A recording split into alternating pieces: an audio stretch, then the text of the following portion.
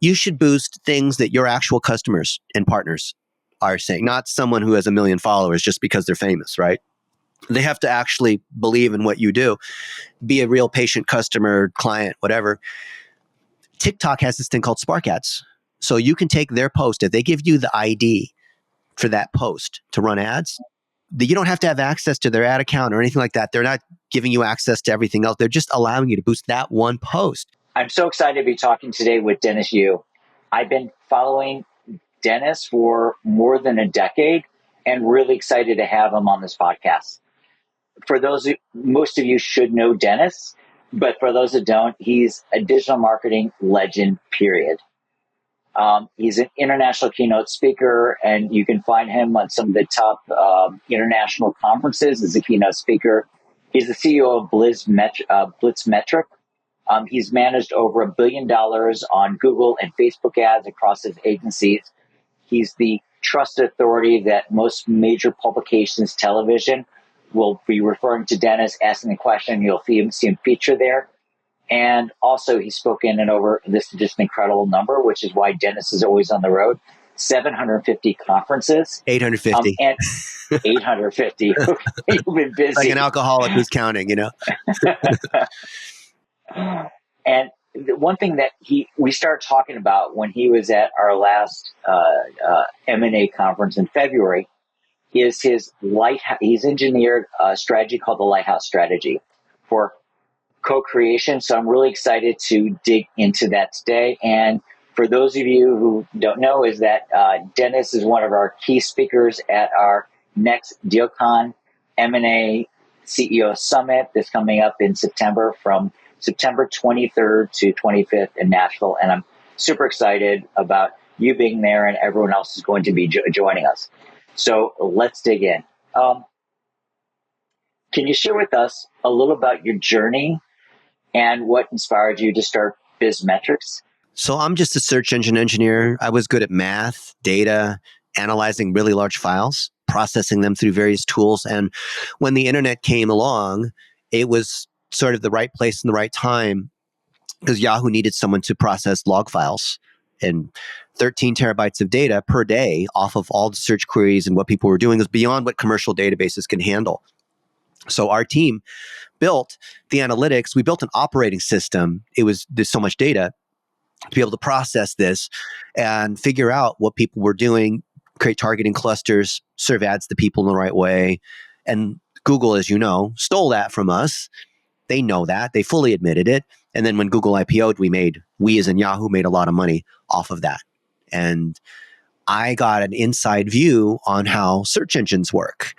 So I'm not an SEO person. I'm the search engine engineer who's been trying to protect the search results from the people trying to trick us. You can imagine like what that's like, right? I don't want to be the thief or the crook trying to like break into the safe. I'm protecting the safe, right? On behalf of the users, I want the users to have a good experience. It's like, I don't see people talking about that point of view. They're always like the advertiser or the publisher. There's a third point of view, the network point of view. So I've always looked at it from the more data there is, the more opportunity there is to optimize if you have a winner.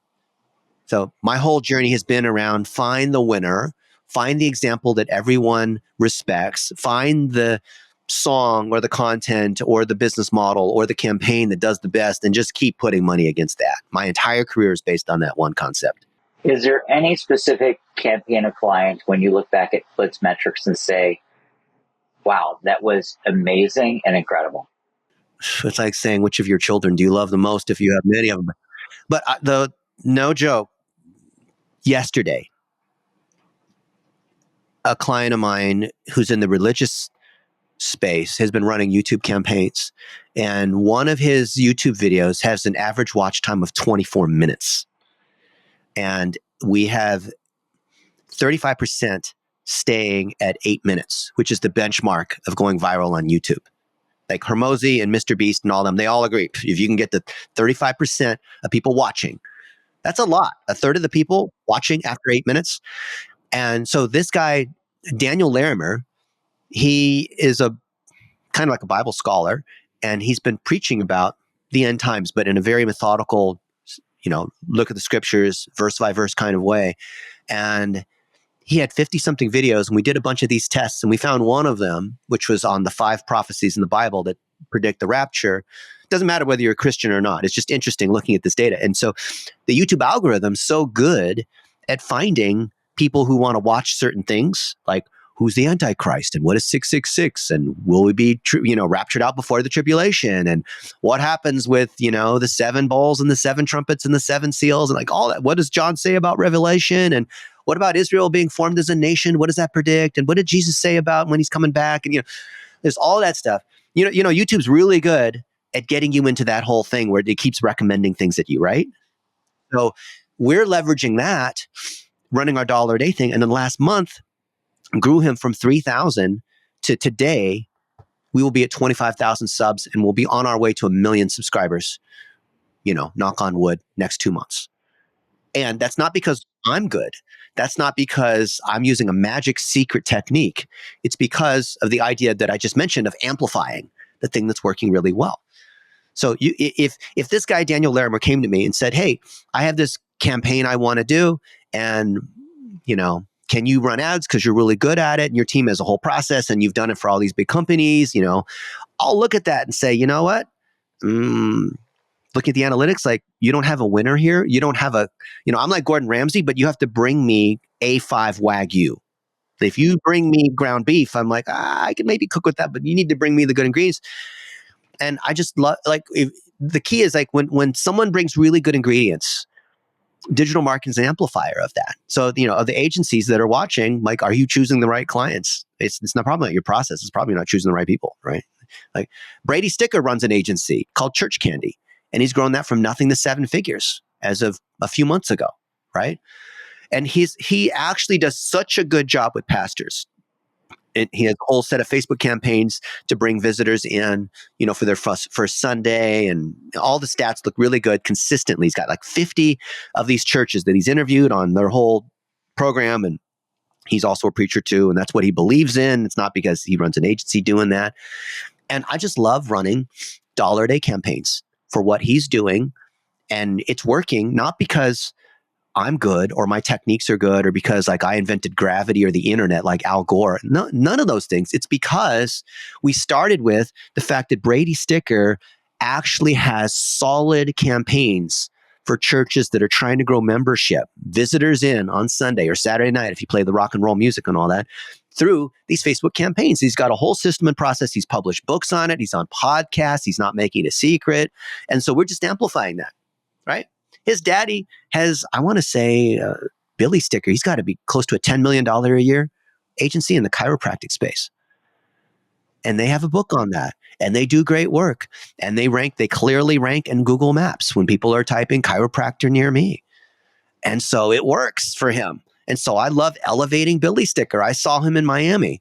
And so he gave me a copy of his book. I gave him a copy of my book, and we took a selfie together, and I interviewed him real quick about his agency, but also about his weight loss journey. I'm like, dude, you lost at least 20 pounds, man. What have you been doing? Right? It has nothing to do with growing a digital marketing agency, but it has everything to do with growing an agency because it generates trust and it tells the algorithm who you're with. And if I'm with Billy Sticker, who's grown, his agency to 10 million, and then his son who's grown this church marketing agency, and I'm around these other people that have grown their agencies, and I coach a lot of other agencies. What do you think that says to the algorithm on YouTube and Facebook and Twitter and all that? What does the algorithm think about me if I'm around those people? Explain $1 a day. $1 a day is a testing strategy. It is not magic. It is not some like technique that's fly by night, just that temporarily works. It is testing will always be true. And what happens is when you have lots of pieces of content, when you have lots of techniques, when you have lots of customers, when you have lots of whatever, right? Lots of channels, lots of ideas, you can always sort them by which ones perform the best. And most people, for whatever reason, they're subjective. They think they know what's better. They think they know the audience. They think they know what campaign's going to perform better. If you believe that, $1 a day will not work for you because you're not willing to look at the data. $1 a day, it's impossible to argue with the math. We test for $1 a day, which is very little money, to see whether the algorithm likes your content. Now, if it's performing well organically, and we put $1 a day against it, against your custom audiences and lookalikes, or what the algorithm thinks is the best, or based on what you push through the conversion API on who your best customers are and that kind of thing, you'll give it some signal. Then you're equipping the algorithm to give you more of that. So when we did it for the Golden State Warriors, well, we had lots of amazing replays of Steph Curry shooting these crazy. Have you seen these crazy like half court shots and stuff like that? And there are ones that I thought were better. There are ones that the other marketing people thought were better than this one versus that one. We all had our opinions and we're all wrong. We're all wrong every single time because the data told us what drove the most sales. This one shot of Kevin Durant holding up his number 35 Warriors jersey outperformed all these other ones that were, for what, and in hindsight, we can all like rationalize why this was actually the winner, but we didn't know until we tested it. So all it is it's a mass testing strategy, not throw spaghetti on the wall, but take elements of things that have worked. So against what kinds of customers? Are people who have bought tickets from us, our email list, our people who've been to the landing page, like different audiences times different kind of core messaging themes that have worked, times different channels, times different, there's so many things you can multiply and part of the funnel or part of an ad. And that's what $1 a day allows us to do. And of course, if it wins, we put $1,000 a day, or like with the Rosetta Stone, we put $1 million a day against some of our winners during Black Friday. That's against Wimmer. I totally understand. So is it literally starting with your organic content and putting $1 a day against a lookalike audience or your specific buyer file or visitor file, conversion file? So this is what agency people, this is what's controversial. I would have to say that I'm right, but for some reason there's controversy. I believe in starting with organic content. So if organically you put it out there on Twitter, on YouTube, on TikTok, on Instagram, on Google My Business, I don't know, whatever it is you put out there organically, if it shows good signals organically, then you could throw fuel on the fire. And guess what? Every one of these platforms makes money off of advertising. So we put money on that, not because we're trying to drive fans or views or fake followers, but because we're trying to drive more signal. If the initial organic signal's there, we can amplify it. And that eventually turns into leads and sales and whatever. And you can measure it, right? It's not some opinion. I don't know why agency people, they're not willing. I don't know. They don't like math. They're scared of data, but you can clearly prove what the winners are. Right. No, it's very, very smart. And I think, well, at least everyone's leaning into now, organic content will typically be your best performing content on paid, and just automatically boosting it makes a lot of sense. Now, if you have influencers that are creating content, do you do your testing through their ad account? Our ad account. So our ad account, or through their personal account. So you don't use their personal. I know that with influencers we use, a lot of times we can put dollars behind from an organic perspective and boost on their pages, but you're saying on your accounts. Yes, but here's the caveat. So if there's an influencer, I don't even like the word influencer. I like creator better. I believe in you should boost things that your actual customers and partners are saying, not someone who has 1 million followers just because they're famous, right? They have to actually believe in what you do, be a real patient customer, client, whatever. TikTok has this thing called Spark Ads. So you can take their post. If they give you the ID for that post to run ads, you don't have to have access to their ad account or anything like that. They're not giving you access to everything else. They're just allowing you to boost that one post. So we did this for World Gym, for example. World Gym has hundreds of locations all over the world, right? And there are people who are working out in World Gym. They're doing bicep curls. They're eating protein shakes. They're doing all these things. And so we equipped the team to reach out to these different, I don't even say they're fitness influencers, just like people who are working out, right? And they're not trying to be influencers. People of all shapes and sizes that are working out, not just the bodybuilders, because World Gym started as the original bodybuilding. That's how like Arnold Schwarzenegger and all them got started at World Gym, that whole thing, right? But it's not just people who are like hardcore bodybuilders. And so we had like, some 35-year-old mom who's, had a baby and she's trying to lose some weight now and all this. And we're amplifying her story.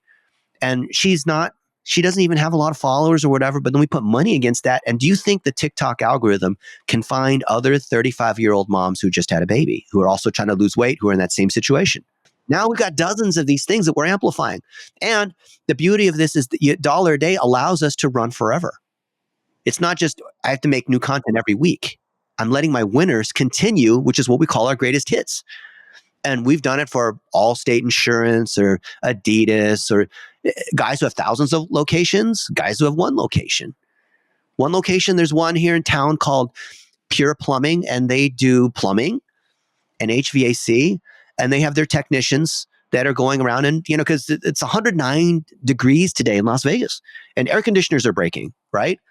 And there's this guy, I think his name is Joey. He's one of the technicians, and he's outside. It's hot, and he's fixing things. And hey, here's Joey, and it's also his birthday, and all this. And so we put $1 a day against that. It's not professionally done. It's cell phone video, and then he becomes a local celebrity. And then people, when they see him show up, they're like, I saw you on Facebook. Like, yeah, we're running ads just in your town of Henderson, Nevada. Yeah. The little town of 100,000 people. Yeah, it works really well. It's just amplifying of word of mouth. That's how I say $1 a day, right?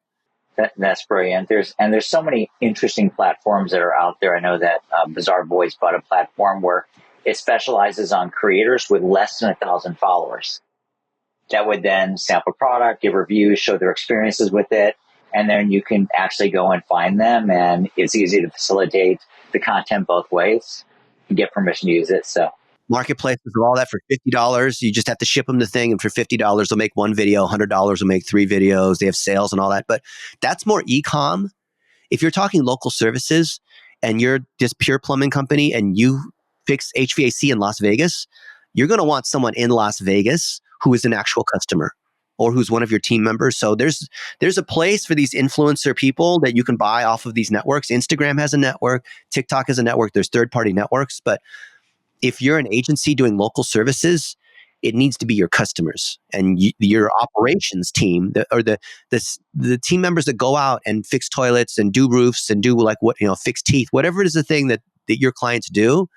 You need to equip them to capture little videos, and you incentivize them, which is not against GMB.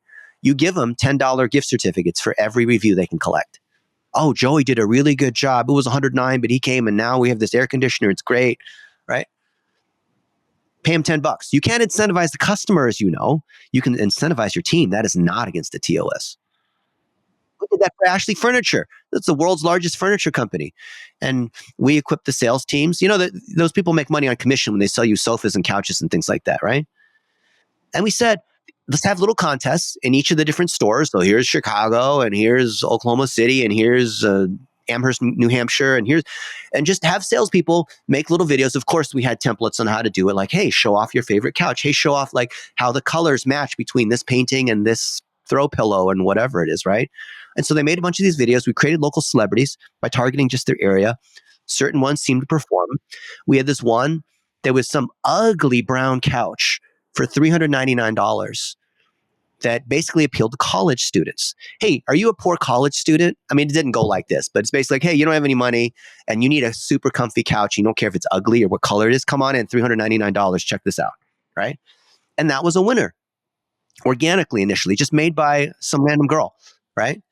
And then we put $1 a day against it. I think it had like a 37 ROAS because we tied it to the point of sale. Because you can pass back through the conversion API, pass back sales tied to the point of sale. And we did that on Google and Facebook, of course. And because we're not going for fans and this sort of nonsense, I don't care about vanity metrics. We could measure how many people came to the store, right? And there's all kinds of stuff we can talk about how Google and Facebook measure whether people are in the store versus when they're in the shopping center or they're walking by the thing but didn't come into the store. But that one works so well, we just let it run for $50 a day, $100 a day for several years. And then corporate got a hold of that and said, hey, that couch is not in stock. We've not had that couch in stock for like 2 years. You can't run that ad anymore. And so they slapped our hand, but we're like, you know what? Let's keep running the ad. Because they could fire me. I'm the agency, whatever. But let's keep running the ad because it's driving people in. And they're saying, you guys have some cheap couches for $399, don't you? Like I saw some like cheap brown couch you had, right? I'm a college student. I can't pay a lot of money. Like, yeah. Here's our selection of couches. There's like 15 different kinds of couches. And here's another one. Like, what about this one? So no one ever complained once that one particular model of couch wasn't available. Because there was some new model, and there was another one that was even cheaper. It's $349. Oh, I want that one. That's even cheaper than $399. I'll take that one, right? So we got hamstrung every time we've done this for like Adidas or Ashley or Domino's or whatever. This is going to get me in trouble. I'm not going to reveal names of different people, but I get in trouble because we find things that work and then corporate doesn't want us to do it, even though it works. And we're not breaking rules or things like that, right? Like one time we were running ads. This was a mistake. We were doing, in Alabama, they're really big about football, right? And Roll Tide, right? And so we had this guy, Woody Marks, who's an Alabama football fan. And he said, here on Sunday, we sit here on the goal around and we watch the football and, get the family together. And, it's this great Southern thing. They get together and watch football. And one of our guys messed up and accidentally ran that in like Cleveland, Ohio, and ran it in like Seattle and ran it in Amherst, New Hampshire, like ran it in other cities that are clearly not in the South, right?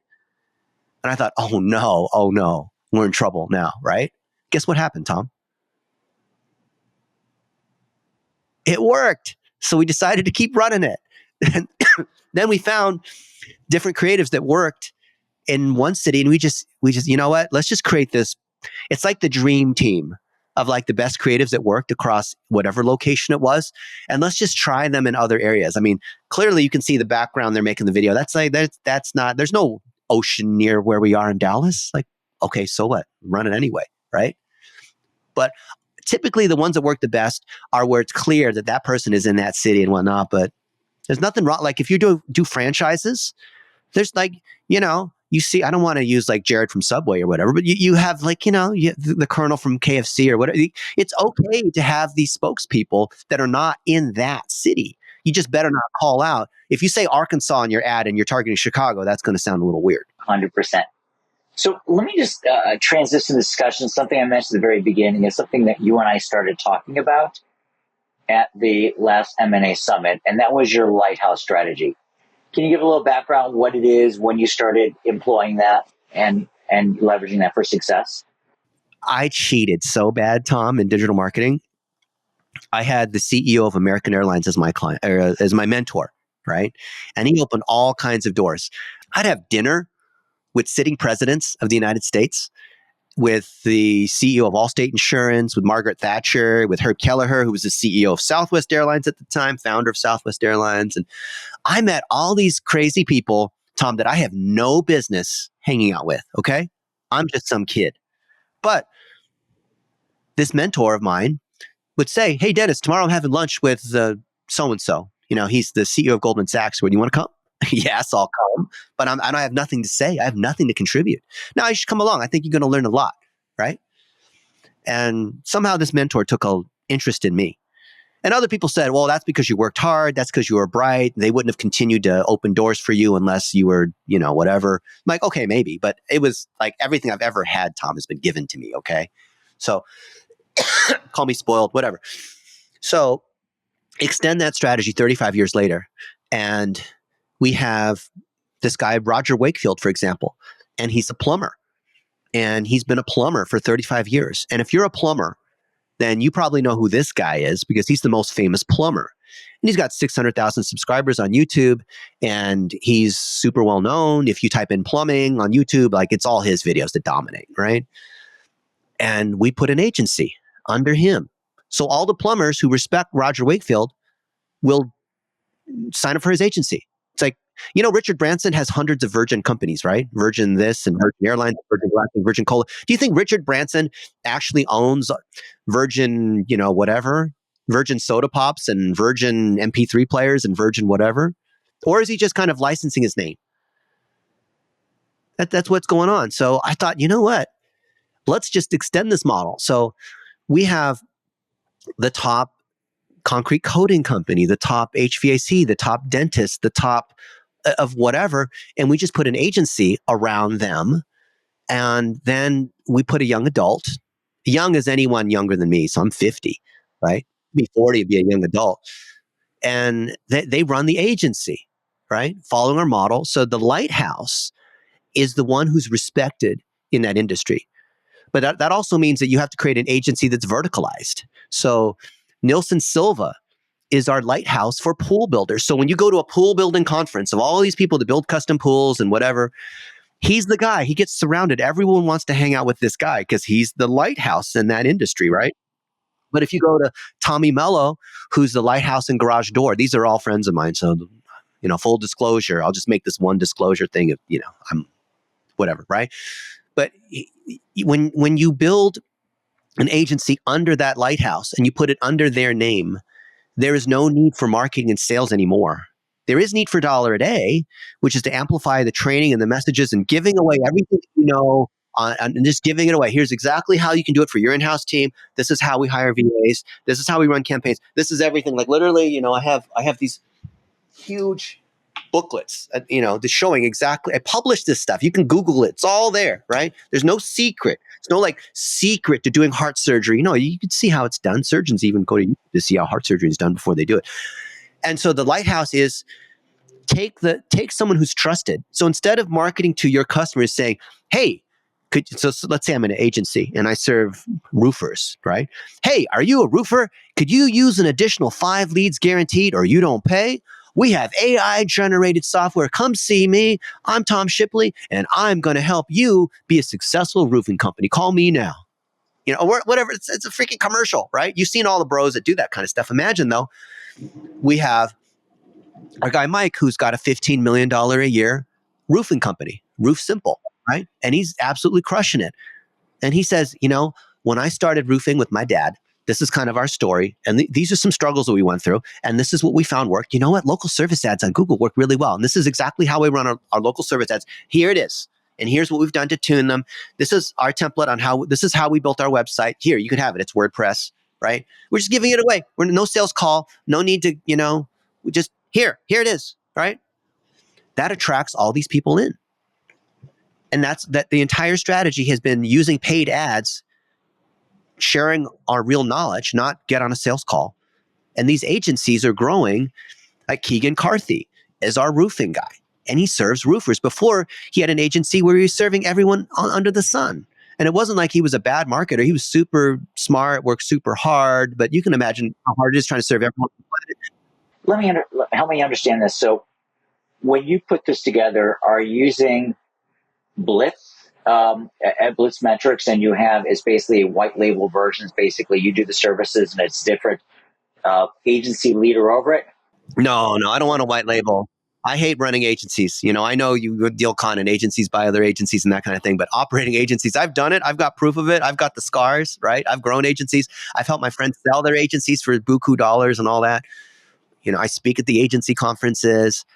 But what we do is we provide the framework and the training and the tools. And in some cases, we provide the VAs, although we prefer that they follow our process to hire VAs. But the biggest thing we provide is the lighthouses.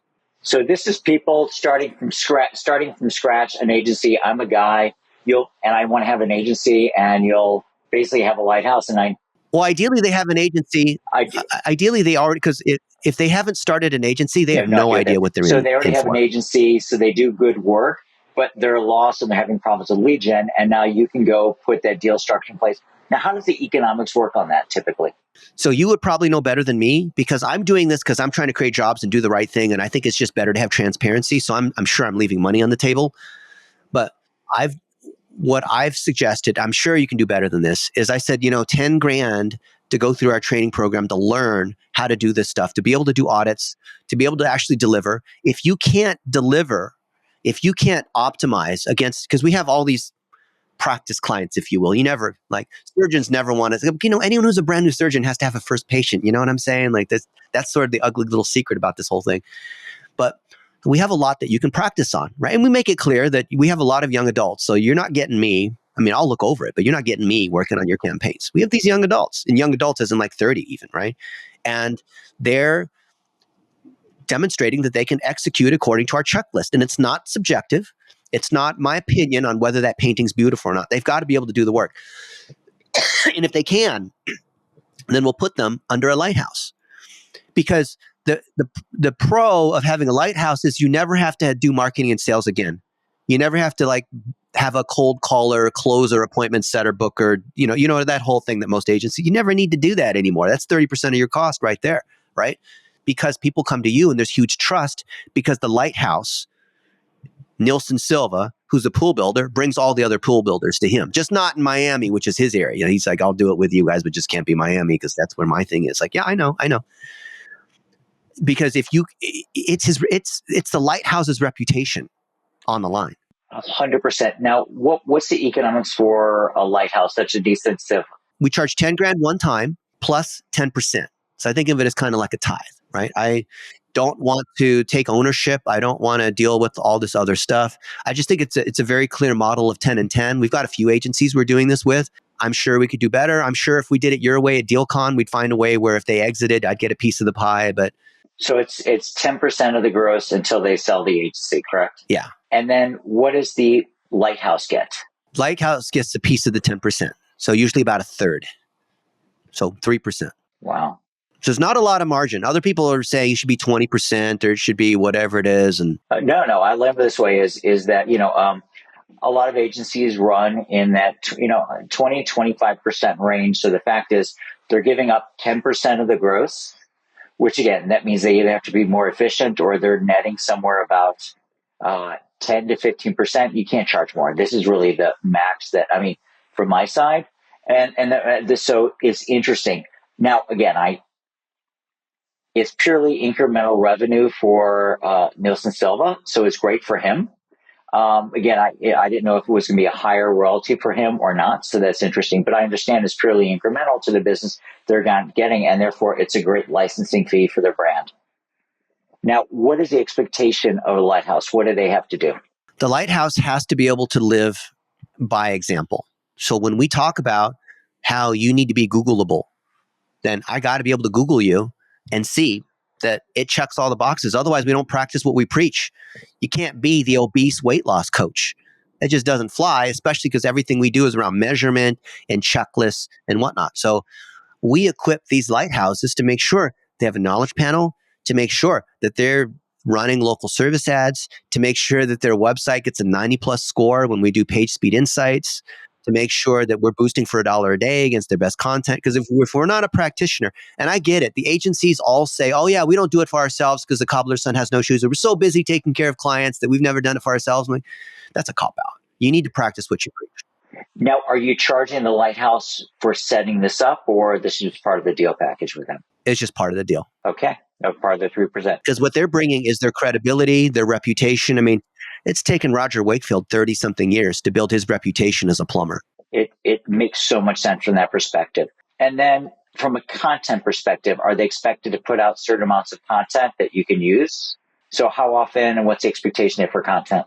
We can usually get it done in one day. Oh, really? So I meet this. This is something that I have not figured out the best model, but I love and I do it just for fun. Like I was in Denver 3 weeks ago with my friend Caleb Williams, and he's our lighthouse in insurance.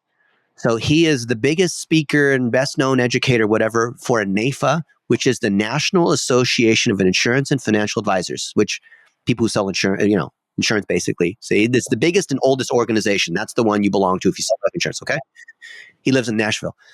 And so we've hung out and made lots of videos talking about his journey, talking about how he was a nobody and how he became the keynote at NAIFA and how he has his own conference now where he's invited all the top people in life insurance and mortgage and, death, accidental death and dismemberment and all these workers' compensation and wealth planning and private trusts and all the stuff, and he's got all the top people in the industry using the Lighthouse model. So now he's not only a lighthouse for me, but he's assembled a list of lighthouses where he's now being featured on their stuff. And it's just generating this beautiful, what is this abundance kind of thing that just keeps multiplying. Yeah, that's just amazing. Now, when you go to shoot this content, do you bring a photographer or videographer with you, or you sit there with your phone, or what does that look like, or camera? I usually bring a young adult with me, even though I've done a lot of it where we'll just put the iPhone on the tripod. 2 weeks ago, I was in Charlotte with Austin Armstrong. I don't want to feel like I'm name dropping, but I'm showing proof. You can actually Google it. You can look on my Facebook and see these things happen. Like I literally post the raw video so you can see and actually explain how I'm doing it. And I'm just sitting down and saying, hey, Austin, you just gave the keynote here, and how did you grow your SaaS company, and what is your agency, and how does that work? And I'm just asking dumb questions. I didn't prepare, really. And he's sharing. What I'm trying to do is extract the best nuggets for other agency owners and people that want to learn about digital marketing from the people who have actually achieved incredible things. And I'm just a conduit to just try to, I'm like a podcast host, right? I'm just trying to pull out the best nuggets from them. And then I get all the credit because it's on my show. I put it on my site. I put it on my YouTube. I dollar a day it against their audience. So I've made videos, for example, with Caleb, who's super well known in financial services. I don't know a thing about life insurance. Okay. Term life, whole life, this infinite banking. I have no idea how any of that stuff works, right? I'm not licensed to sell anything. But I take videos of him and I where I'm interviewing him or he's interviewing me or whatever. We're eating pizza together, just like random clips of things, right? Then I'm targeting his audience. I'm targeting NAFA, right? I'm targeting people that for sure would know who he is. And I'm getting a 20, 30% click-through rate on my dollar a day ads to come to the landing page where people can now download the free course, right? On if you're a life insurance agent, here's how you do dollar a day. And we're not even selling anything. This is the actual SOPs that we use, right? And that's driving people into his coaching program. Amazing. So let me ask you a question, just being very creative here is, obviously we do, but we also teach people how to acquire agencies. So what I'm trying to piece together a strategy of is, a Lighthouse strategy. How does that help me if I want to acquire an agency? And what are the ways I can use it in order to do that for the agency I'm acquiring? Well, first off, if you're an agency acquiring another agency, you guys are going to do due diligence on both sides to make sure that there's a match. So if it's a roll up and I'm an HVAC agency and I'm acquiring another HVAC agency, then what a Lighthouse does is it creates a multiple against my existing multiple, right? The multiple is not just I get a higher multiple because I go from a combined, ARR of 5 million to 20 million or whatever. Now I get this bigger multiple. The Lighthouse creates operational efficiencies and marketing efficiencies that go across the whole thing.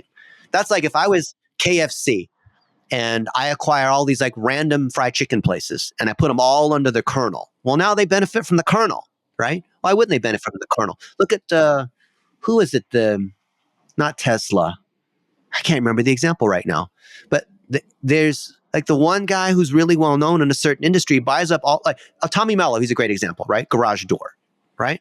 There's a bunch of guys in Garage Door where it's just like them and a few people, and they're really good as Garage Door techs, but they suck at business and sales and marketing and operations. They don't have a call center. They're just not running it very well. Okay. But they have good word of mouth, good reputation. They're well trained, right? So Tommy Mello buys them out. He got a few $100 million from private equity and he's gone on a spend. He got the big pocketbook wallet. Now he's been going around buying up all the garage door companies and getting them to walk and talk and act and behave as A1 Garage, right? With Tommy Mello is the Lighthouse. So now all the vans are wrapped in the red with his logo on it. Now his billboard strategy, now his branding, now his SEO off of the main site, a1garage.com. All the location service pages benefit from the beauty of that Lighthouse. So ideally, you can bring the Lighthouse to the table. Because if you bring the Lighthouse, now you're contributing so much value, which is just another thing that you weigh in your deal, right? Correct. So, and another way of thinking about this is there's a lot of good agencies out there that are generalists that are struggling getting volume, basically getting volume. So it is, I find generating new business and their deal flow, and therefore there's basically it's a struggle for them. But if I actually identify this, that I can buy it at the multiple, their value, now I can create an interesting deal structure. But then with my idea in mind is we're going to take this agency and specialize and create a deal house model for this that helps evolve them to become niche and specialized and having basically it ring for them. And that's how I can minimize my risk. Tom, if you could find operators, this is what I want to do with you, which is why we sort of got to talk about it in February, but there are all these things going on at the DealCon thing. But I have all the Lighthouses. You have all these agencies in your group. I'm happy to, you're better at negotiating all this stuff. I just trust you. You tell me someone who's a generalist agency and they're willing to specialize, and the most important thing, they do good work. They actually deliver. Most agencies don't deliver. So if that's not true, most people think it's a sales issue. Our issue is like we just need more leads, when really the issue is they can't fulfill. Okay, but if they can fulfill and they can pass our audit, we make it public, right? It's called the quick audit, or are you Googleable? Look it up. The boom, boom, boom, boom. All the point. If they can pass that, and the lighthouses I represent want to work with those agencies. And whatever deal you structure, I know my lighthouses and I will probably agree to it. How about that? Right? You don't have to like negotiate all this stuff. Like you just bring something you think's a win-win. I've got all the lighthouses. I don't want to operate these agencies. The only reason, Tom, I've done the audits or I've set up campaigns or I've done all this stuff is to demonstrate that as a 50-year-old man, I can still do it. Every day I still demonstrate I still have the skill, Tom. I can still dunk. And by the way, true entrepreneurs, there's something in our genes that this gives us energy. So there's one thing is showing we can still do it. The other thing is it gives us energy. It's so much fun. I do this. I'm not doing this for money. This is just, I love hanging around people like this and seeing good things happen. It's like cheering for my children as they scored the soccer goal, you know? You have kids? I feel like I have dozens, but I don't have any actual kids. Yeah, You know what I mean? You have plenty of people that part of my kids is, I have 2 daughters, but part of my kids that I take a lot of pride in is when we look at our legacy, the biggest legacy I think that we have is the people that came into our world and trusted us to work for us for a period of time, whether that's 1 year or 5 years or 10 years, and the impact we had on their life and their trajectory. So those to me are my kids that I take such pride in, as far as how did I impact them in a positive way and their life. And to me, that's part of our greatest legacy. Incredible. I have a friend, his name's Jeremy Newman, and he grew Crown Restoration to a $10 million a year water damage restoration company. And his daughter, Mia, just graduated college a month ago. And with the marketing background, and she was going to start an agency or go work at some company doing marketing or try to find a job and do that whole resume thing. And I said to them, you know what? Why don't you take over marketing for Jeremy's restoration company and his plumbing company? And Jeremy is constantly, because he's a lighthouse in restoration. Right? So all these restoration people know who this guy is. So why don't you help because Jeremy keeps getting hit up by why don't you just start an agency, Mia? We were just in a Zoom call and I said, have you considered this? And so she started it. And she started by taking over the marketing of her dad's company. And now it's just like you said, Tom, it's creating this legacy where Jeremy is so blessed because he's able to work with his 2 sons that are taking over the company, Mia, who's doing the marketing and extending that to all the other restoration companies, right? No offense against agencies, but, showing how it's done and bringing it in-house and that whole kind of thing. And I'm just so proud that all I needed to do was introduce these people, kind of give them a little bit of a push as a catalyst, and then bring our VAs and our systems and the software and all the stuff. Like, I'm an engineer, so we've built some software to help us do this sort of thing and bring it all together. I love seeing that. And they paid us the 10 grand for the coaching thing to help start the agency. Amazing, which is amazing. So my mind is firing in 1,000 directions. I'm really excited. I can't wait to hang out with you in Nashville. And just for anyone who's listening, is that really the event is geared for people that own brands from 5 to 100 or 125 million dollars, or people that own agencies from 1 to 50 million dollars. You can solve almost any problem through acquisitions. There are so many stories that I'll share with you how we were out of cash, hit the wall, we had no choice. Our board said you should shut down. There is no other option. We acquired a business which allowed us the next pivoting point. It's an acquisition that allowed me to scale a $300,000 business to $100 million in 3 years. Without that acquisition, we couldn't have done it. So again, there's ways to do that. So if you can join us, it's www.dealconlive.com, September 23rd through 25th in Nashville. And the people that are there in the room that you couldn't hang out with normally, like Dennis, are there and join us. Dennis, my favorite thing is just to hang out with you and some of my friends that are there. So we're going to have a blast. And I appreciate this. I'm excited to see you again. And you have rounded up, Tom, a top-notch group of people and put together a top-notch event. I'm just impressed at every step of the way. Like, if you want to do a deal as an agency or you're a brand, I don't think you could get better networking than this. Thank you, Dennis. I really appreciate this. Okay.